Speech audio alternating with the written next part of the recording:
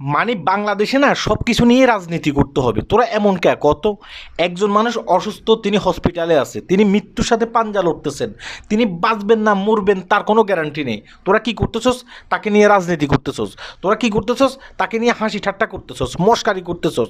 এই যে কিছুক্ষণ আগে আমি ৭১ টেলিভিশনের একটা নিউজ দেখলাম, তিনি নাকি একজন ডক্টর। তিনি বলতেছেন যে এই যে মির্জা আব্বাস যে অসুস্থ হয়ে গেছে, মির্জা আব্বাস যে হসপিটালে আছে, তার জন্য নাকি দায়ী নাসিরউদ্দিন পাটোয়ারি।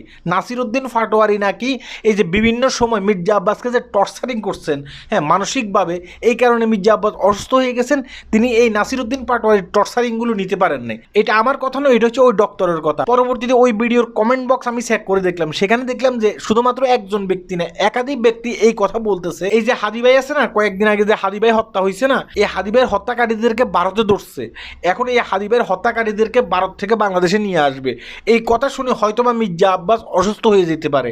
এমনও হইতে পারে যে এই হাদি ভাইয়ের হত্যার সাথে মির্জা আব্বাসের একটা যোগসূত্র আছে। এটা আমার কথা নয়, এটা কিন্তু ওই ভিডিও নেসে যদি আপনি গিয়ে দেখেন যে অনেকে কিন্তু এই ভিডিও নেসে এই কথাগুলো বলতেছে। এখন আমার প্রশ্ন হচ্ছে যে এখানে কি হবে না হবে সেটা আদালত বুঝবে।